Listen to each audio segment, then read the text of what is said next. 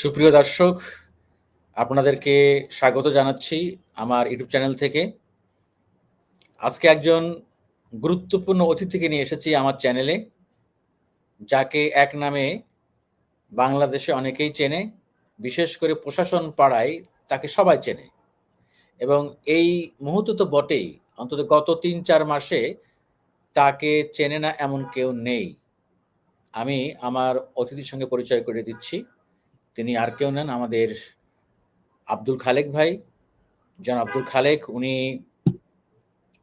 খালেক ভাই, আপনাকে স্বাগত জানাচ্ছি বিএম জাহাঙ্গীর চ্যানেলে। তো আব্দুল খালেক, উনি প্রশাসন ক্যাডারের একজন কর্মকর্তা, সাবেক সচিব। উনি প্রশাসন ক্যাডারে ১৯৮৪ ব্যাচের অফিসার। উনি চাকরি জীবন শেষ করেছেন অনেক চড়াই উতরাই পার করিয়ে, এবং আমাদের খুবই একজন পুরনো শুভাকাঙ্ক্ষী। সাংবাদিক হিসাবে একজন ভালো ভালো একজন মানুষকে আমরা পেয়েছি, আমাদের একজন গুরুজন, আমাদের বড় ভাই হিসেবে পেয়েছি। উনি একজন খাঁটি দেশপ্রেমিক। এই খুব কাছ থেকেই আমরা দেখেছি, যারা সচিবালয়ে আমরা দীর্ঘদিন সাংবাদিকতা করেছি, আমাদের চোখের সামনে উনি অনেক গুরুত্বপূর্ণ দায়িত্ব পালন করেছেন, বিশেষ করে বিএনপি সরকারের আমলে। এবং ওনাকে বিগত আওয়ামী লীগ সরকারের আমলে গত ১৫ বছরে ওনাকে ওনার প্রাপ্য পদোন্নতি, ওনার মর্যাদা কিছুই দেওয়া হয়নি। ৮২ ব্যাচে একজন কর্মকর্তা ছিলেন আবু আলম শহীদ খান, সাবেক সচিব। উনি, এটা আমি জানি যে উনি চেষ্টা তদবির করে ওনাকে একটা প্রমোশন দিয়েছিলেন। যাই হোক, খালেক ভাই, নিঃসন্দেহে আজকে আপনার সাথে আলোচনা করব সচিবালয়ের সার্বিক পরিস্থিতি নিয়ে, এবং এই মুহূর্তে আপনি একটি সংগঠনের নেতৃত্ব দিচ্ছেন। খালেক ভাই, সংক্ষেপে আপনার কাছে জানতে চাই যে আপনার জীবনের লেখাপড়া এবং আপনার কর্মজীবনে একটু সংক্ষিপ্ত শুনি, তারপরে আমরা অন্য আলোচনা যাব। ধন্যবাদ জাহাঙ্গীর ভাই, আপনাকে আপনার এই ইউটিউব চ্যানেলে আমাকে কথা বলার সুযোগ দেওয়ার জন্য। আপনার মাধ্যমে আপনার যারা দর্শক তাদেরকে আমি ধন্যবাদ জানাচ্ছি। চাকরি জীবনের প্রথম বা চাকরি জীবনের আগে আমি আমার জন্মস্থান নেত্রকোনায় আমার স্কুল কলেজ জীবন শেষ করেছি। ঢাকা বিশ্ববিদ্যালয়ের আইন বিভাগের আমি ৭ম ব্যাচের ছাত্র। ১৯৮৪ সালে আমি ঢাকা বিশ্ববিদ্যালয়ের লেখাপড়া শেষ করে বিসিএস প্রশাসন ক্যাডারে যোগদান করি। চাকরি জীবনে প্রথম দিকে আমি বেলজিয়ামের আন্টওয়ার্প ইউনিভার্সিটি থেকে degree of masters on port management সম্পন্ন করি। পরবর্তীতে আমি ডিউক ইউনিভার্সিটি, ব্যাডফোর্ড ইউনিভার্সিটি থেকে প্রশাসনিক যে স্ট্রেংথেনিং প্রোগ্রামগুলো আছে সেগুলো শেষ করি। আপনি তো কর্মজীবনে একজন বিখ্যাত সিএসপির সঙ্গে কাজ করেছেন, আমি যত জানি, এবং ওনার আপনি পিএসসি ছিলেন। এটি সংক্ষেপে বলেন, ওনার নাম পরিচয়। এই জাহাঙ্গীর ভাই, চাকরি জীবনে দেখেন সময়ের প্রেক্ষাপট এবং সময়ে কারো সুনাম, কারো বদনাম, কারো সুখ্যাতি, কারো কুখ্যাতি। তো চাকরি জীবনে অনেক সিএসপি কাজ করেছি, যারা আমাদের আদর্শ ছিল, যারা সততায়, দক্ষতায় সিভিল সার্ভিসকে নেতৃত্ব দিছে। তো এই মুহূর্তে আমি ধরেন কারো নাম স্পেসিফিক না বললেও আমি বলতে চাই যে আমার জীবনে সৌভাগ্য হয়েছিল আমি বাংলাদেশের কয়েকজন প্রখ্যাত সিএসপি, যারা চাকরি জীবনে অনেক সুনাম করেছে, দেশের প্রশাসনে অনেক গুরুত্বপূর্ণ অবদান রেখেছে। আমি তাদের প্রতি কৃতজ্ঞ। আমি তাদের নাম নাইবা বললাম। আচ্ছা, আমি জানি যে দর্শক, আমি বলছি না, কিন্তু আমি জানি যে উনি একজন খুব বিখ্যাত সিএসপির সঙ্গে উনি কাজ করেছেন এবং তার কাছ থেকে অনেক শিখেছেন। যাই হোক, তো খালেক ভাই, আপনি তো এই মুহূর্তে সচিবালয়ে একটি আন্দোলনের নেতৃত্ব দিচ্ছেন। আপনার সংগঠনের নাম এবং আপনার পদটা যদি একটু বলেন। জাহাঙ্গীর ভাই, আমি যে সংগঠনটির সাথে এখন জড়িত, আমাদের সামাজিক দায়বদ্ধতা থেকে আমরা এই সংগঠনটির সাথে জড়িত হয়েছি। আমি ১৯৮৬ সনের ১ জানুয়ারি চাকরি যোগদান করেছি। আমি ৩৪ বছর ক্যাডার সার্ভিসে চাকরি করার পর বিভিন্ন পদে, গুরুত্বপূর্ণ পদে দায়িত্ব পালন করেছি। আমি নিজেকে সৌভাগ্যবান ভাবি এই জন্য যে আমি চাকরি জীবনে শুরু থেকে ম্যাজিস্ট্রেট, ইওনো, এডিসি, ডিসি, জেলা পরিষদের প্রধান নির্বাহী, বিভিন্ন কর্পোরেশনের পরিচালক, মন্ত্রণালয়ের যুগ্ম সচিব, উপসচিব দায়িত্ব পালন করেছি। তো এটা আমার জন্য একটা রেয়ার অপরচুনিটি যে I had the opportunity to serve many ministries. চাকরি জীবনে আমি পদোন্নতি পাই নাই গত আওয়ামী লীগ সরকারের সময়। 2020 আমি অবসর গ্রহণ করি। অবসর গ্রহণ করার পরে আবারও আল্লাহকে শুকরিয়া আদায় করছি যে আমি বাংলাদেশের একটা বিখ্যাত কর্পোরেট গ্রুপের সাথে কাজ করার সুযোগ পেয়েছি এবং সেই গ্রুপটা সততায়, দক্ষতায় তারা ধরেন সুবিদিত, তাদের সুনাম আছে। তাদের বিদেশে কোনো অর্থ পাচার করেন নাই, ব্যাংক ঋণ নাই এবং খাঁটি দেশপ্রেমিক একটা গ্রুপ। তো আমি আল্লাহকে শুকরিয়া আদায় করি, চাকরি জীবনে যেরকম সততা, দক্ষতা সাথে চাকরি করার সুযোগ পেয়েছি, আল্লাহ তার প্রতিদান দিয়েছে আমাকে যে অবসর জীবনে আমাকে একদিনও বেকার থাকতে হয় নাই। বাংলাদেশে একটা সুনামধন্য গ্রুপের সাথে কাজ করার সুযোগ পেয়েছি এবং যে গ্রুপটা গত 24শে জুলাই আগস্টের অভ্যুত্থানের সময় নেতৃত্ব দিয়েছে, যমুনা গ্রুপ। তা আমি সেই জন্য মনে করি যে আমি আলহামদুলিল্লাহ আমি ভাগ্যবান যে চাকরি জীবন এবং অবসর জীবনের পরে একটা কর্পোরেটে চাকরি করার সুযোগের মাধ্যমে আমি মনে করি যে এই মুহূর্তে আমার দেশের জন্য কিছু কাজ করা উচিত। খালেক ভাই, আপনি এই মুহূর্তে সচিবালয়ে বৈষম্য বিরোধী কর্মকর্তা কর্মচারী সংগঠনের নেতৃত্ব দিচ্ছেন। এই সংগঠনে আপনি কি হিসেবে আছেন এখন? জাহাঙ্গীর ভাই, বৈষম্য বিরোধী কর্মচারী ঐক্য ফোরামের আমি কার্যকরী সভাপতি হিসেবে দায়িত্ব পালন করছি। এই সংগঠনটির সভাপতি 82 ব্যাচের সচিব জনাব আব্দুল সাত্তার, যিনি ঢাকা অফিসার্স ক্লাবের সাধারণ সম্পাদক। এই সংগঠনটি জুলাই বিপ্লবের পরেই গঠিত হয়েছিল। যে সমস্ত কর্মকর্তা কর্মচারী বৈষম্য শিকার হয়েছে তারা যাতে বঞ্চিত না হয়, তারা যাতে সুবিচার পায় এবং পরস্পরের মধ্যে একটা ভ্রাতৃত্ববোধ সৃষ্টির লক্ষ্যে কোনো বৈষম্য সৃষ্টি যেন না থাকে, সেই উদ্দেশ্যে আমরা এই সংগঠন গঠন করেছিলাম। ইতিমধ্যে আমরা যারা বৈষম্য শিকার হয়েছিল ইন সার্ভিস এবং অবসরপ্রাপ্ত তাদের অনেকেরই আমরা পদোন্নতি দেওয়ার জন্য যে উদ্যোগ গ্রহণ করেছিলাম তা অনেকাংশে সফল হয়েছি। আমাদের অনেক সহকর্মী পদোন্নতি পেয়েছেন, যারা চাকরিতে আছেন অতীতে পদোন্নতি পান নাই, এবং যারা চাকরিতে নাই তারাও পদোন্নতি পেয়েছেন। সকল ক্ষেত্রে হয়তো সুবিচার নিশ্চিত করা সম্ভব হয়নি, কিন্তু আমরা সরকারের সাথে আলাপ আলোচনা করে যাচ্ছি, আমরা তাদের পক্ষ থেকে দাবিগুলা উত্থাপন করছি। এইটাই আমাদের মুখ্য উদ্দেশ্য ছিল। পদোন্নতির কথা যেহেতু বললেন, সেক্ষেত্রে আমি জানি যে যোগ্যতা দক্ষতা থাকা সত্ত্বেও এবং রিয়েলি পদোন্নতি বঞ্চিত হয়েছেন এমন অনেকেই পদোন্নতি পাননি। তার মধ্যে একটি নাম আমি বলতেই চাই, আপনার এক ব্যাচ সিনিয়র 82 ব্যাচের ফিরোজ মিয়া। ফিরোজ মিয়া ভাই পদোন্নতি পেলেন না, এটা আমাদের সবার জন্য দুঃখ। যিনি প্রশাসনের একজন আইকনিক, তিনি সরকারি কর্মচারী আচরণবিধি বই লিখে অনেক সুনাম অর্জন করেছেন। এখনো ওনার বিধিবিধান সম্পর্কে অনেকে ওনার কাছ থেকে হেল্প নেন। সেই ব্যক্তিটাকে বিগত আওয়ামী লীগ সরকার অন্যায়ভাবে দফায় দফায় পদোন্নতি বঞ্চিত করেছে, তাকে কিন্তু পদোন্নতি দেওয়া হয়নি। এ বিষয়ে আপনি কি বলবেন? জাহাঙ্গীর ভাই, অন্তর্বর্তীকালীন সরকারের অনেক সাফল্য আছে, ব্যর্থতা মাঝে যে তাদের প্রশাসনে দক্ষ লোকের অভাব, যারা তাদের নিজ দায়িত্ব বলে এই কাজগুলো করতে পারেনি। হয়তো মাননীয় প্রধান উপদেষ্টা বা উপদেষ্টা মহোদয়গণ চাচ্ছিল যে একটা কি বলা যায়, একটা সুন্দর প্রশাসন দেশকে উপহার দিতে, তাদের সদিচ্ছা থাকার সত্ত্বেও প্রশাসনের এই বিষয়ে যারা জড়িত তারা সুবিচার করতে পারে নাই। এটা তাদের ব্যর্থতা, এটা তাদের ইনএফিসিয়েন্সি বা কমিটমেন্টের অভাব। আমি মনে করি, আপনার সাথে আমি একমত, যে ফিরোজ মিয়া আমাদের সিভিল সার্ভিস আইকন, উনি ভালো লেখেন, ওনার লেখা বইগুলো আমরা পড়ি। এখনো বিভিন্ন সময় প্রশাসন সংক্রান্ত বিষয়ে আমাদের কোনো জটিলতা দেখা দিলে আমরা এই ওনার বইয়ের সাহায্য নেই। ওনার পদোন্নতি হওয়া উচিত বলে আমি মনে করি। সঠিক। আপনারা, আমি জানি এই মুহূর্তে যতগুলো দাবি নিয়ে আলোচনা করছেন তার মধ্যে একটি দাবি হলো খুবই গুরুত্বপূর্ণ, যে যারা প্রশাসনে এই মুহূর্তে চুক্তিভিত্তিক নিয়োগ আছেন, সচিব বিশেষ করে বেশ কয়েকজন সচিবের কথা উল্লেখ করেছেন, এই সব সচিবের চুক্তিভিত্তিক নিয়োগ আপনারা বাতিল চান কেন? জাহাঙ্গীর ভাই, অন্তর্বর্তীকালীন সরকারের 10 মাস, আপনি যেটা অন্যতম দাবি বলছেন, 1 নম্বর দাবি বলছেন, আমরা বলি সেটা 2 নম্বর দাবি। আমাদের 10 মাস পরে চাকরি জীবনে অভিজ্ঞতা, প্রশাসনের বর্তমান হাল হকিকত চিত্র দেখার পর আমাদের কাছে মনে হয়েছিল যে সরকারকে আমাদের সচেতন করা দরকার।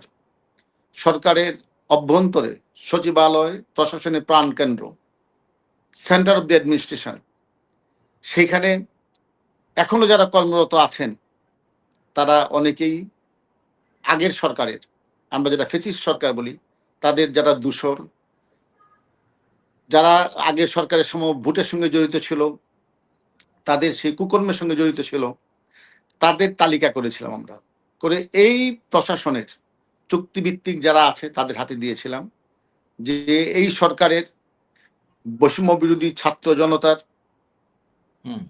অন্যান্য দলের দাবি ছিল এদেরকে অপসারণ করা। আমরা প্রশাসনকে দিয়েছিলাম, স্মরণ করিয়ে দিয়েছিলাম যে আমরা সহ সকল দল যারা আন্দোলনে জড়িত ছিল তারা সবাই চাচ্ছে যে প্রশাসনের ভিতরে বসে থাকা সেই স্বৈরাচারের যারা দূষর তাদেরকে সরানো হোক। তাদেরকে যখন সরানো হচ্ছে না, তখন দুটো জিনিস আমাদের কাছে প্রতিবাদ হয়েছে। এক, ইতিমধ্যে হয়তো তাদের সাথে তারা একটা সখ্যতা সৃষ্টি হয়েছে, কোনোভাবে তারা তাদেরকে ম্যানেজ করেছে, অথবা এই চুক্তিভিত্তিক যারা আছে তারা they fail to understand the gravity of the situation, এটাকে আমরা অদক্ষতাও বলতে পারি। তখন আমাদের কাছে মনে হয়েছে যে either you will remove them or you will quit. এই প্রেক্ষাপটে আমরা দাবি করছি যে এইসব আমলাদেরও অপসারণ করা প্রয়োজন। আমরা যতদূর জানি, যখন এনারা নিয়োগ পেয়েছিলেন তখন সবাই খুবই আশান্বিত হয়েছিলেন যে ঠিকই প্রশাসনে যোগ্য লোকদেরকেই ডক্টর মোহাম্মদ ইউনূসের সরকার চুক্তিভিত্তিক নিয়োগ দিয়ে সচিব বানিয়েছে। এবং আমি জানি যে আপনি, সাত্তার ভাই, আপনাদের মতো অনেকেই কিন্তু একমত ছিলেন, খুশি ছিলেন। কিন্তু আমরা দেখলাম যে কয়েক মাস না যেতেই পরিস্থিতিটা ভিন্ন দিকে মোড় নিল, এবং আমরা দেখলাম যে আপনাদের এই যে পদোন্নতি, এটাও কিন্তু অনেক ডিলে হলো। কিন্তু এই যে যারা পদোন্নতি বঞ্চিত কর্মকর্তা, তাদের পদোন্নতি কিন্তু তারা অনেক অনেক বিলম্ব করে, অনেক ঘুরিয়ে ঘুরিয়ে দিল আর কি। যাই হোক, আমি মনে করি যে এইসব চুক্তিভিত্তিক নিয়োগপ্রাপ্ত সচিবরা তারাও আমাদেরও পরিচিত, তাদের সম্পর্কে আমরাও কম বেশি জানি, কিন্তু আমরাও কিন্তু ব্যথিত হয়েছি। আমরা বাংলাদেশের একজন নাগরিক হিসাবে, সাংবাদিক হিসাবে, দীর্ঘদিন সচিবালয় প্রশাসন বিটের সাংবাদিক হিসাবে আমরাও খুব আশাহত, মর্মাহত হয়েছি। যাই হোক, তো সরকার এখন কি করবে দেখার বিষয়। সব জায়গায় সব ফ্যাসিস্টে যারা আওয়ামী লীগের চিহ্নিত দোসর ছিল, আপনি ঠিকই বলেছেন, আমরাও জানি, এখন তাদেরকে নিয়েই তারা আছে। এই যে ফ্যাসিস্ট 90% যারা ফ্যাসিস্টের চিহ্নিত দোসর, তাদেরকে এই সরকার সরাতে পারেনি। এটা খুবই দুর্ভাগ্য আর কি।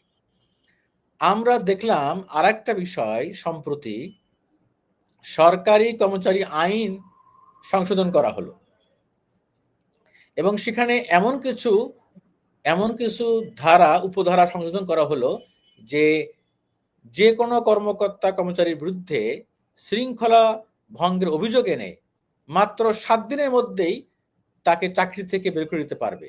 শাস্তি অনেকগুলো আছে, তার মধ্যে এখন চাকরিচ্যুতও আছে আর কি। এইটা নিয়েই তো গত প্রায় 10-15 দিন সচিবালয় উত্তাল হয়ে গেল। এখন যে আন্দোলনটি চলমান আছে, যদিও আজকে দেখলাম যে কয়েকজন উপদেষ্টা কথা বলেছেন, একটা কমিটি হয়েছে আমাদের সালে ভাই, আমাদের ভূমি সচিব, তার নেতৃত্বে। এখন তো মাননীয় প্রধান উপদেষ্টা দেশে ফিরেছেন, তার সঙ্গে নিশ্চয়ই কথা বলবেন। এই যে আইনটা করলো হঠাৎ করে, যারা স্টেক হোল্ডার, যাদের উপর আইনটা প্রয়োগ করা হবে, তাদের সাথে আলোচনা না করে করা হলো।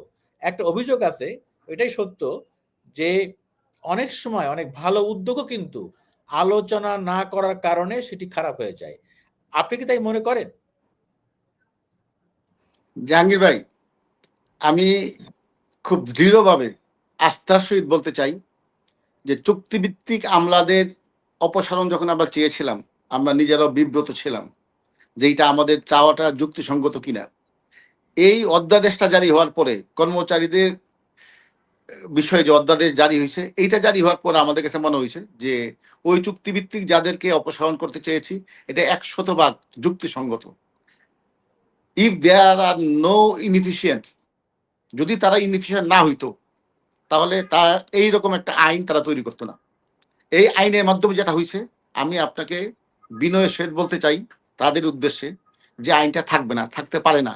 এরকম একটা মৌলিক অধিকার পরিপন্থী আইন, এটা সাস্টেন হবে না। আপনাকে আমি লিখিত দিচ্ছি। 1, 2 নম্বরটা হলো, এই আইনের ফলে বর্তমান যে অন্তর্বর্তীকালীন সরকার, এই সরকারকে বিব্রত করা হয়েছে। ইতিমধ্যে 10 মাসে ইলেকট্রিক মিডিয়া, প্রিন্টিং মিডিয়া সব জায়গায়, আপনি সাংবাদিক, আপনি জানেন, অনেক সমালোচনা হচ্ছে। আইন শৃঙ্খলা পরিস্থিতি সমালোচনা হচ্ছে, ব্যবসা বাণিজ্যের সমালোচনা হচ্ছে, ব্যবসায়ীরা ক্ষতিগ্রস্ত হচ্ছে। হাজারো সমালোচনার মাঝে এইটা আরেকটা পেরেক ঢুকলো এই সরকারের সমালোচনায়। এটা যারা করছে, এটা তারা কি ইন্টেনশনালি করছে, না তাদের অযোগ্যতার ফলে হইছে? সরকারকে বিব্রত করায়, একটা শান্ত সচিবালয়কে অশান্ত করা। এই জন্যই আমি মনে করি যে এটা খুবই অন্যায় হইছে। কর্মচারীদেরকে তারা উস্কাইয়ে দিছে, একটা শান্তিপূর্ণ পরিবেশকে অশান্ত করছে। এর জন্য তাদেরকে একদিন জবাবদিহি করতে হবে। এমনি তাদেরকে জবাবদিহি করতে হবে। তারা যেভাবে কাজ করছে, তারা কারো তোয়াক্কা করছে না। তাদের বডি ল্যাঙ্গুয়েজ, আমরা যা পারি তাই করবো। হ্যাঁ, তারা করতে পারে। সরকার তাদের হাতে, আইন শৃঙ্খলা তাদের হাতে। কিন্তু একদিন তো এর জবাব দিতে হবে। আমরা যারা অবসরপ্রাপ্ত সরকারি কর্মচারী আছি, আমরা যে সংগঠনটি করি, আমরা শান্তিপূর্ণভাবে তাদের কাছে দাবি দাওয়া পেশ করছি, তাদের উপর চাপ রাখছি। কিন্তু এইটা তো জবাবদিহি আছে।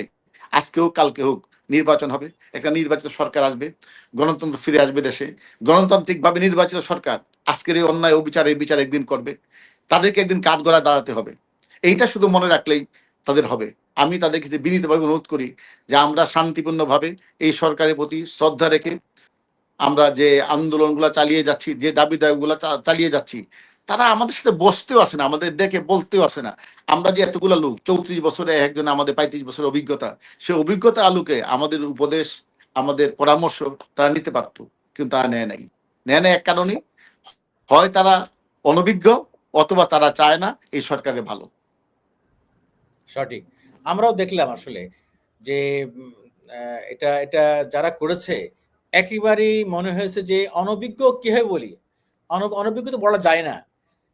এটা একেবারেই দুর্বিসন্ধিমূলক। যেই সচিবালয়ে আমরা এরশাদ সরকারের আমলে দেখেছি আন্দোলন, এবং সর্বশেষ সচিবালয়ে 1998 সালে একটা মিছিল হয়েছিল, এই খালেকরা করেছিল। এরপর থেকে সচিবালয়ে এই ধরনের মিছিল মিটিং কখনো দেখি নাই। এটা চিন্তার বাইরে। অথচ অহেতুক একটা বল তুলে দেওয়া হলো, সমস্ত কর্মচারীদের খেপিয়ে দেওয়া হলো। দেখলাম হাজার হাজার কর্মকর্তা কর্মচারী সচিবালয়ের সমস্ত ভবন থেকে নেমে এসে একেবারে জনসভার মতো অপ্রত্যাশিত, এবং এবং এটা আর দু একদিন পার হলেই সারা বাংলাদেশে ছড়িয়ে যেত। যেই মুহূর্তে আওয়ামী লীগ একটি ইস্যু খুঁজতেছে, রাস্তায় নামার আন্দোলন করার একটা ইস্যু খুঁজতেছে, আমরা কি করলাম? দুটা ক্ষতি করলাম। এই আইনটার ফলে গভর্নমেন্টকে ফেললাম বেকায়দায়, বিব্রত করলাম। আরেকভাবে আমরা যারা ফ্যাসিস্ট দোসর, তাদের হাতে আমরা একটা আন্দোলন করার, কনস্পিরেসি করার একটা উপাদান তুলে দিলাম। তো আমি জাহাঙ্গীর ভাই শুনে আমি বলে যাবো একটা কথা আপনাকে বলি। সেটা হলো যে আমরা তো আরো দুই একটা কেয়ারটেকার গভর্নমেন্ট দেখেছি। বিচারপতি শাহাবুদ্দিন সাহেবের তত্ত্বাবধায়ক সরকার দেখেছি, বিচারপতি লতিফুর রহমান সাহেবের তত্ত্বাবধায়ক সরকার দেখেছি। This is the first time এইরকম একটা তত্ত্বাবধায়ক সরকারের আমলাদের বিরুদ্ধে দুর্নীতির অভিযোগ আসছে। জেলা প্রশাসক নিয়োগে যে দুর্নীতি হয়েছে, সেটার তো প্রমাণ এখন ওই তানবীর যে হুজুর, তার বিচারের মাধ্যমে শুরু হয়েছে, পত্রপত্রিকা আসছে। তানবীর তো একা দুর্নীতি করতে পারে নাই। তানবীর কারো সহযোগিতায় জেলা প্রশাসক নিয়োগে দুর্নীতি করছে। এটা আমাদের জন্য দুঃখজনক। এটা প্রশাসনের একটা কলঙ্কজনক অধ্যায়। প্রশাসনের উচিত ছিল যারা এর সঙ্গে জড়িত তাদের প্রত্যেককে আউট করে দেওয়া। সরকার একটা প্রতিষ্ঠান, প্রতিষ্ঠান ব্যক্তির উপর নির্ভর নয়। প্রতিষ্ঠানের নিয়মে চলবে, সিস্টেমে চলবে। সেই লোকগুলাকে না সরিয়ে সেই লোকগুলাকে রাখার ফলে লোকগুলা, অন্যরা ওইটা এনকারেজ হয়েছে। একটা প্রতিষ্ঠানে পানিশমেন্ট এবং রিওয়ার্ড থাকতে হবে। তারা যদি পানিশমেন্ট পাইতো, এই অন্যগুলো শুরু হয়ে যেত। এখন আমি বলবো আপনাদেরকে যে ব্যক্তি নির্ভর যে প্রশাসন, এটা সিস্টেমে চলতেছে না, ব্যক্তি নির্ভুল মাধ্যমে চলতেছে। আমরা গভীর শ্রদ্ধাশীল বলতে চাই যে বর্তমান প্রধান উপদেষ্টা আন্তর্জাতিক খ্যাতি সম্পন্ন, উনাকে, উনার কিছু সংখ্যক আমলা, অযোগ্য আমলা, কিছু সংখ্যক অ্যাডভাইজার যাদের বিরুদ্ধে দুর্নীতির অভিযোগ আছে, তাদের বিরুদ্ধে তদন্ত করা হোক, তাদেরকে শাস্তির আওতায় আনা হোক, এবং যত দ্রুত সম্ভব দেশে গণতন্ত্র ফিরিয়ে আনা হোক। এবং গণতন্ত্রের প্রথম শর্তই হলো নির্বাচন, এবং অতি সত্ত্বর নির্বাচন দেওয়া হোক। এখন যে পর্যায়ে আসছে, এই সরকার যদি ফেল করে, এর দায়ভার আমাদের সবাইকে বহন করতে হবে। আমরা চাই না এই সরকার ফেল করুক, আমরা চাই এই সরকার সাফল্য চাই এই আমি সরকারের। আমি নির্বাচনের প্রশ্নে আসব, একেবারে শেষ দিকে আমি ওটা নিয়ে আলোচনা করব। তার আগে বলতে চাচ্ছি যে খুবই দুর্ভাগ্যজনক, আমরাও শুনতে পাচ্ছি এবং বিভিন্ন সোর্স থেকে আমরা জানতে পাচ্ছি এজ এ সাংবাদিক হিসেবে, যে প্রশাসনে ব্যাপক মাত্রায় দুর্নীতি হচ্ছে, ব্যাপক মাত্রায়। এটি খুব দুর্ভাগ্যজনক। আজকে আওয়ামী লীগ সরকারের আমলের দুর্নীতি তদন্ত করা হচ্ছে। আমরা খুবই হতবাক হব এবং কষ্ট পাবো যখন ভবিষ্যতে নির্বাচনের মাধ্যমে এটি সরকার ক্ষমতায় আসবে এবং তারা এসে যদি এই সরকারের, এই অন্তর্বর্তীকালীন সরকারের উপদেষ্টা, সচিব এবং যারা এই ছাত্র নেতা আছেন, মানে সমন্বয়ক, তাদের অনিয়ম দুর্নীতি তদন্ত হয় এবং সামনে আসে এবং সেটি প্রমাণিত হয়, এর চেয়ে হতভাগ্য, আফসোসের, দুর্ভাগ্য কিছু আমাদের থাকবে না। তো আমি আশা করি এবং আশা করতেই চাই, কারণ সবার আগে দেশটা আমাদের আগে। 24-এ গণ অভ্যুত্থান ব্যর্থ হয়ে গেলে আমরা সবাই ব্যর্থ হব, এই বাংলাদেশ ব্যর্থ হয়ে যাবে। আমরা চাই যে 9 মাসে পানি অনেক ঘোলা হয়েছে এবং যারা কনস্পিরেসি করেছে তাদের চিহ্নিত করা হোক, সরকারে বদলায় হোক, যে তারা কোথায় কোথায় ভুল করেছে এবং কাদের নিয়ে তারা এতদিন চলেছে এবং তারা কারা। সরকার এই ভুল বুঝতে পারবে এবং যোগ্য লোকদের এখনো সময় আছে, যেই কয়দিন নির্বাচনের আগ পর্যন্ত তারা যোগ্য, দক্ষ, সৎ, নিরপেক্ষ লোক দিয়ে প্রশাসন চালাক। না হলে আমাদের সামনে আরো অনেক বিপদ আছে। এই যে কর্মচারীরা রাস্তায় নামা শিখলো, আন্দোলন করা শিখে গেল, নামলো, এদের ভয় ভেঙে গেল, এটা কিন্তু আর কাটবে না, কিন্তু এটা ভেরি অ্যালার্মিং। আর আমি খালেক ভাই একটা জিনিস বলতে চাচ্ছি, যে আপনি নিজেই বলেছেন যে আসলে এখন সমাধান নির্বাচন। আপনি একজন রাজনৈতিক সচেতন ব্যক্তি, আমি জানি। আমরা বাংলাদেশের মানুষ সবাই কম বেশি রাজনৈতিক সচেতন, কারণ দিন শেষে আমাদেরকে রাজনীতিবিদদের কাছে যেতে হয় এবং দিন শেষে আমাদের প্রত্যাশা হলো দেশটা যেন গণতান্ত্রিক ধারায় চলে এবং গণতান্ত্রিক সরকারের হাতে দেশটা থাকে। এখন আপনার কাছে আমার স্ট্রেট প্রশ্ন, নির্বাচনটা কবে নাগাদ হওয়া দরকার? জাহাঙ্গীর ভাই, আমি ধরেন আমি সরকারি চাকরিজীবী, অবসর গ্রহণ করেছি, আমার বলার স্বাধীনতা এখন হয়েছে। তারপরেও যেহেতু আমি সরকারি চাকরিজীবী, আমার অনেক কথা আমি রাগ ডাক রেখে বলি, যেটা আপনি বলতে পারেন। আপনি সাংবাদিক, আপনি বলতে পারেন। আপনি দেখেন 24-এ যারা নেতৃত্ব দিয়েছিল, যাদের প্রতি দেশের মানুষের অগাধ ভক্তি, শ্রদ্ধা, ভালোবাসা ছিল, তাদের একটা প্রতিনিধি বা দুইজন প্রতিনিধিকে সরকারি দিয়েছেন। বয়সে তরুণ, এক মহাসাগরে তারা এসে দায়িত্ব পালন করছেন। তাদেরকে যোগ্য আমাদের উচিত ছিল প্রশাসন কি তাদেরকে বুঝিয়ে দেওয়া। তারা তখন তো তারা উল্কা ঘোরার মতো বাধাহীন, তাদেরকে ফ্রেমে আনার দায়িত্ব ছিল আমলাদের, কিন্তু না এনে তাদের সেই তারুণ্যের উদ্যোগকে আরো বাড়িয়ে দিয়েছে। তাদের বিরুদ্ধে যেসব অভিযোগ উঠছে, আমি লজ্জিত, দুঃখিত। তাদের এই অভিযোগটা প্রভাবিত হয়েছে অন্যদের উপর। পত্রপত্রিকা আসতেছে 100 কোটি, 200 কোটি, 300 কোটি। আমি সারা জীবন চাকরি করে আমার ব্যাংক ব্যালেন্স, আমার আর্থিক অবস্থা 2 কোটিও হয় না। তো আমি যখন দেখি, আমার সন্তান যখন দেখে, ছাত্ররা যখন দেখে যে তাদের বিরুদ্ধে শত শত কোটি টাকার অভিযোগ, এটা দেশের জন্য মঙ্গলজনক না। অতি দ্রুত এটা সমাধান হওয়া উচিত এবং সমাধানের একমাত্র পথ একটা নির্বাচিত সরকার। এই কেউ দাবি করছে ডিসেম্বরে, কেউ দাবি করছে অক্টোবরে, কেউ নভেম্বরে, কেউ জানুয়ারি, কেউ ফেব্রুয়ারি। আমার সুনির্বন্ধ অনুরোধ থাকবে প্রধান উপদেষ্টা, সহ উপদেষ্টাগণের কাছে, যে অতি দ্রুত আপনারা নির্বাচন দিন, দেশের জনগণের ক্ষমতা জনগণকে ফিরিয়ে দিন। গণতন্ত্রবিহীন এই দেশে শান্তি আসবে না, আসতে পারে না। সঠিক। অতি দ্রুত আমরা প্রত্যাশা করতে চাই যে আমাদের যে তরুণ উপদেষ্টাদের বিরুদ্ধে যা আমরা শুনছি, এটা তারা তারা এটা ফেস করবে এবং এবং আমরা এর জন্য চাই। তরুণ উপদেষ্টারা তো একা দুর্নীতি করতে পারে না জাহাঙ্গীর ভাই, আনলেস আই সাপোর্ট দেম। আমি যে মিনিস্ট্রি থাকবো, আমি যেখানে দায়িত্ব পালন করব, সেখানে যদি অন্য কেউ দুর্নীতি করে তার দায়ভার আমার নিতে হবে, যদি আমি সুপারভাইজ করি। আমি সেই মতে এটা তো নিশ্চিত যে যদি কোনো দুর্নীতির অভিযোগ উত্থাপিত হচ্ছে, প্রমাণিত হয় তদন্তে, তাহলে নিশ্চয়ই আমলাদের সহায়তা ছাড়া উপদেষ্টাদের কোনোভাবেই দুর্নীতি করার সুযোগ নাই। কিন্তু আমরা চাই এর চেয়ে হতভাগ্যের দুঃসংবাদ আর কিছুই হবে না, যদি কোনোদিন আমরা শুনি, বুঝতে পারি যে হ্যাঁ ওনারা দুর্নীতি করেছেন এবং আমলারা সহায়তা করেছেন, তাহলে এদেশে মানুষ কখনো আর কারো পাশে দাঁড়াবে না, কারো আহ্বানে কারো ডাকে সাড়া দিবে না। আমরা জাহাঙ্গীর ভাই, এই সরকারের অনেক সফলতা আছে, ব্যর্থতা একটাই, যে এই পর্যন্ত 10 মাসে যাদের বিরুদ্ধে দুর্নীতির অভিযোগ উত্থাপন হয়েছে তাদের একজনকেও তারা আইনের আওতায় আনে নাই বা সরিয়ে দেয় নাই। এটা এটা কেন হয়েছে এটা আল্লাহ জানে। হয় তারা সরাতে জানে না, বা তাদের এরকম কারেজ নাই, বা তারা নিজেরা সঙ্গে জড়িত। তিনটার তো একটা আমি জানি না, আল্লাহ জানে। আচ্ছা আব্দুল খালিক ভাই, এই যে সংস্কার নিয়ে একটা বিশাল গত 9 মাস থেকে আমরা শুনছি সংস্কার, এজ এ সাংবাদিক হিসেবে আমরা মনে করি যে আসলে বেসিক সংস্কার দরকার ছিল, যেটা সেটি হলো যে মানুষ অবাধে নির্ভয়ে ভোট দিতে পারবে, তার ভোট গণনা হবে এবং তিনি যাকে ভোট দিয়েছেন ভোট কারচুপি হবে না। আর একটি সরকার ক্ষমতা আসলে সে তার মেয়াদ পূর্ণ করে ভালোভাবে ক্ষমতা ছেড়ে দিবে। এই তো সংস্কার, এটাই তো মূল সংস্কার। বাংলাদেশের আজকে যত সমস্যা সংকট এই নির্বাচনকে কেন্দ্র করে, যারাই ক্ষমতা আসে তারা চেয়ারের মধ্যে সুপার গুলো লাগিয়ে দেয়, আর ক্ষমতা ছাড়তে চায় না। এই যে শেখ হাসিনা টানা 15 বছর ক্ষমতা ছিল, 3 টার্ম যদি ক্ষমতা না থাকতো জোর করে, আজকে কিন্তু বাংলাদেশে এই পরিস্থিতি হতো না। একবার বিএনপি আসতো, একবার আওয়ামী লীগ আসতো, কি হতো? আমাদের দেশে তো কোনো ক্ষতি হতো না। কিন্তু তাদের লোভ, অতি লোভের কারণে তারাও ধ্বংস হয়েছে, দেশটাও ক্ষতি করছে।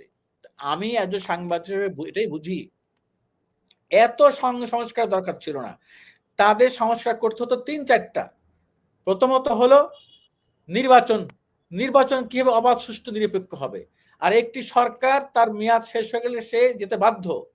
আর হলো বিচার বিভাগ, প্রশাসন আর সাংবাদিকরা দল করতে পারবে না। আর সরকারি কোনো কর্মচারী এবং বিচারাঙ্গন তারা কেউ দলবাজি করতে পারবে না। এই তো সংস্কার। এই হাতে গোনা 3-4টা করলেই তো হতো। আপনি কি আমার সাথে একমত? জাহাঙ্গীর ভাই, আমি সরাসরি আপনার প্রশ্নটা উত্তর দেওয়ার আগে আমি একটা জিনিস বলি। স্বৈর শাসক শেখ হাসিনার সময় আমরা কি দেখছি? যখন আন্দোলন হয়েছে পুলিশ নামাইছে, যখন আন্দোলন হয়েছে উনি ছাত্রলীগের গুন্ডা বাহিনী নামাইছে। এখন এরকম আলামত কেন দেখা যাচ্ছে? এখন তো এটা ধরেন ইন্টারিম গভর্নমেন্ট, এটাকে গণতান্ত্রিক সরকার বলতে পারি এই জন্য যে সকল দলের ম্যান্ডেট নিয়ে আসছে, জনগণের ম্যান্ডেট নিয়ে আসছে। তো এই সরকারের সময় আস্থাহীনতা সৃষ্টি হবে কেন? আস্থার অভাব দেখা যাচ্ছে কেন? আস্থাশীল হতে হবে, বিশ্বাস করতে হবে। এক দলের দোষ আরেক দলকে দিলে চলবে না। রাজনীতিবিদরা করবেন। আমি নির্বাচন চাইলেই আপনি বলবেন ভারতের দালাল, আমি নির্বাচন চাইলেই আপনি বলবেন আওয়ামী লীগের সাথে সম্পৃক্ত। এটা তো আস্থাহীনতার লক্ষণ। আমি আমি প্রবীণ, আমি এখন 63+। চাকরি জীবনের শেষে এখন দেশের জন্য কিছু কথা বলা আমার হক। আমি না বললে আমার বিবেক আছে, আমি দায়ী থাকবো। বিবেকের তাড়নায় যেমন এই সংগঠনের সাথে জড়িত হয়েছি, সেই বিবেকের তাড়নায় 2-4টি কথা বলি। নাহলে তো আপনি জানেন যে আমি যেখানে কাজ করি, যে গ্রুপে, আর্থিকভাবে আমি এখন স্বয়ং সম্পূর্ণ, শুকুর আলহামদুলিল্লাহ। তো এখানে আসার কথা না আমার, কিন্তু আসছে এই জন্য যে আমি জানি আমার কাজটা কি, হোয়াট ইজ মাই জব।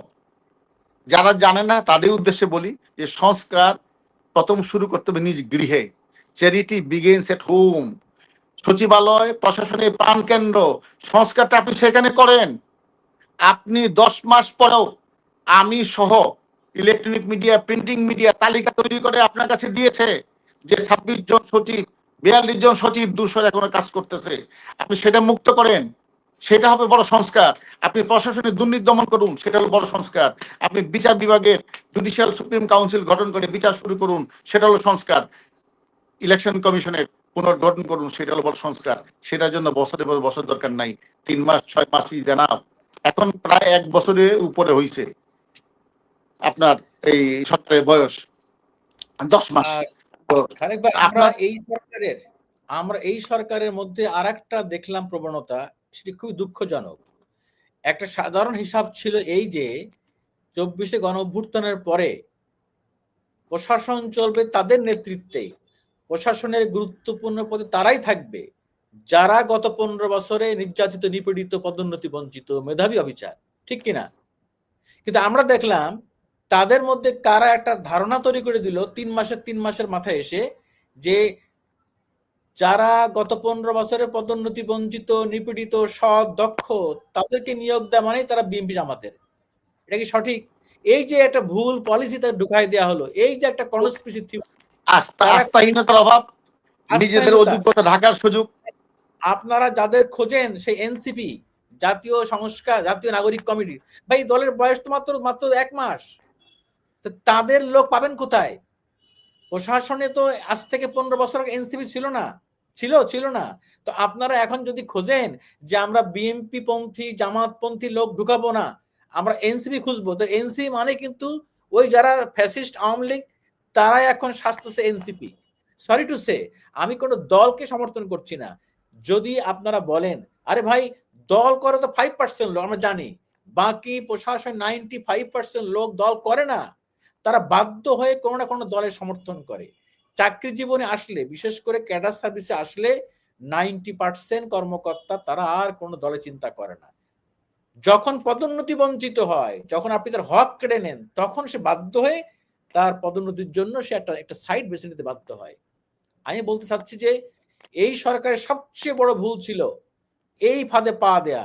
যারাই বুঝিয়েছে, শিখিয়েছে যে বিগত আওয়ামী লীগের আমলে যারা পদোন্নতি বঞ্চিত, এদের নিয়োগ দেওয়া মানেই, এদের পদোন্নতি দেওয়া মানেই বিএনপি বা জামাত, রং পলিসি। আর এরাই ছিল আপনার আসল সোলজার, এদেরকে নিয়ে কাজ করতেন, তাহলে আজকে বিপদে পড়তেন না। আপনি কি আমার সাথে একমত? জাহাঙ্গীর ভাই, আমি আপনার সাথে একমত। From the spiritual point of view and from the nature point of view and from the administrative point of view, আমি আপনাকে বলি, if you touch me from the wrong side, Allah will touch you from the wrong side. যারা এখন দায়িত্বে আছে, যারা অন্যায় কাজটি করছে, তারা একদিন অন্যায় শিকার হবেন। তাদের কাছে একদিন ধরেন এই প্রশাসনের ভালো ভালো কর্মকর্তারা জবাবদিহি চাইবেন যে আপনারা সচেতন ভাবে ওই ভালো কর্মকর্তাদেরকে সরিয়ে রেখেছেন, আপনারা নিজের অযোগ্যতা দিয়ে দুর্নীতিবাজদের লালন পালন করেছেন। আমি উদাত্ত আহ্বান জানাই আপনার মাধ্যমে, এখনো সময় আছে, এই সরকার সফল হোক, এটা আমাদের সকলের কামনা। আমরা শান্তিপূর্ণভাবে আমাদের ফোরামের পক্ষ থেকে, আমাদের সংগঠনের পক্ষ থেকে আমরা আমাদের আন্দোলন চালিয়ে যাব। আমরা আমাদের দাবি দাবা পেশ করব। একটাই উদ্দেশ্য, যে সরকারের ভিতরে সততা প্রতিষ্ঠিত হোক, সরকার ভালোভাবে প্রশাসন চালাক, আগামী দিন একটা সুষ্ঠু নির্বাচনের মাধ্যমে গণতন্ত্রকে ফিরিয়ে দেওয়া হোক, আমি এবং আমার ভবিষ্যৎ বংশের জন্য নিরাপদ থাকতে পারি। আমি আলোচনা শেষ করব, এটাই শেষ প্রশ্ন। আমরা অলরেডি 33 মিনিট কথা বলে ফেলেছি। আপনার কাছে আমার প্রশ্ন, এই যে বললেন যে আপনারা দাবি আদায় না হওয়া পর্যন্ত আন্দোলন চালিয়ে যাবেন, তো সেই আন্দোলনটা কি হবে? ধরেন যে আগামীকাল পরশু যদি ঈদের আগে মাত্র অফিস আছে আর 2-3 দিন, এর মধ্যে যদি আপনাদের দাবি পূরণ না হয়, সেক্ষেত্রে আপনাদের পরবর্তী কর্মসূচি কি হবে? জাহাঙ্গীর ভাই, আমাদের প্রথম উদ্দেশ্য দেশের জনগণকে অবহিত করা, আপনারা যারা সচেতন সাংবাদিক তাদেরকে অবহিত করা, যারা এই প্রশাসন চালায় তাদেরকে অবহিত করা। এটা আমরা ইতিমধ্যে বিভিন্নভাবে আমরা ধরেন আমাদের সেই এই মাননীয় উপদেষ্টা মহোদয়দের সঙ্গে সাক্ষাৎ করেছি, তাদের কাছে তালিকা দিয়েছি। হোম সেক্রেটারি, মোপার সেক্রেটারি, ক্যাবিনেট সেক্রেটারি, তাদের কাছে দিয়েছি। শান্তিপূর্ণভাবে এটাই আমরা করব। আমরা সাংবাদিক সম্মেলন করব, আমরা সেমিনার করব, নিয়মতান্ত্রিক পদ্ধতিতে যা যা করার দরকার আমরা সব করব। আমরা রাজনৈতিক দল সমূহকে অবহিত করব যে প্রশাসনের এরকম অনিয়ম থাকা সত্ত্বেও, আমরা বলা সত্ত্বেও তারা এগুলা করছে না। শান্তিপূর্ণভাবেই আমরা এই আন্দোলনগুলো আমাদের চালিয়ে যাব। আপনারা নিয়মতান্ত্রিক পন্থায় দেশের আইন মেনে শান্তিপূর্ণভাবে আপনাদের কর্মসূচি অব্যাহত রাখবেন। আপনারা আপনাদের দাবির পক্ষে সমাজের সকল শ্রেণী পেশার মানুষকে আপনার দাবির পক্ষে আপনারা নিয়ে আসবেন, এটাই আপনার চেষ্টা থাকবে। আমাদের মূল উদ্দেশ্য স্বৈরাচারের দূষর এবং এই দূষরদেরকে যারা লালন পালন করছে তাদের মুখোশ জাতির সামনে উন্মোচিত করা, যাতে ভবিষ্যতে একদিন তারা জাতির কাছে জবাবদিহি করতে হয়, এবং আমি বিশ্বাস করি করবে। আমি অতীতেও দেখেছি যারা খুব শক্তিশালী লোক ছিলেন, তারা এখন কারারুদ্ধ, কারা অন্ধকারে, কারা প্রকোষ্ঠে। আমি আশা করি না যে ভবিষ্যতে যারা এখন দায়ী তারা এরকম পরিস্থিতির শিকার হবে। আর একেবারে শেষ প্রশ্ন, এটাই শেষ, যে যেই কর্মচারী আইন এত বিতর্ক, সেই কর্মচারী আইন বাতিলের বিষয়ে আপনার বক্তব্য, অবস্থান কি হবে? সুস্পষ্ট বক্তব্য, আইনটি বাতিল করলে সরকারের জন্য ভালো হবে, বাতিল না করলে এই আইনের ফলে ভবিষ্যতে তাদেরকে জবাবদিহি করতে হবে। শুনেন, সরকারের হারার কোনো ভয় নাই। সরকার জনস্বার্থে, সবচেয়ে বড় কথা যাদের জন্য করলো, এই স্টেক হোল্ডারদের সাথে আলাপ করলো না, হাউ মাচ ইনএফিশিয়েন্ট দে আর। সরকারি কর্মচারীদের জন্য আইন করলো, সরকারি কর্মচারীদের সাথে কোনো আলাপ করে নাই, আন্দোলন হচ্ছে। এই অযোগ্য লোকদের দ্বারা যে আইনটি হয়েছে সরকারের নজরে আসছে, সরকারের যারা সচেতন, সরকারের যারা সদাশয়, তাদের উচিত আইনটিকে বাতিল করে দেওয়া।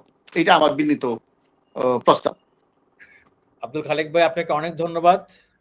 আমরা আশা করব সরকার বোধোদয় হবে, সরকার এই আইন বাতিল বা সংশোধন করে জনগণের এবং সরকারি কর্মচারীদের কল্যাণ হয় এমন অবস্থান নিবে, এবং আমরা প্রত্যাশা করতে চাই এবং এই সরকারের মঙ্গল কামনা করি, সরকার জনগণের দিকে তাকিয়ে অতি সত্বর একটি গ্রহণযোগ্য সময়ের মধ্যে নির্বাচন দিবে এবং তারা সসম্মানে তারা বিদায় নেবে, এটি গণতান্ত্রিক সরকারের হাতে ক্ষমতা হস্তান্তর করে।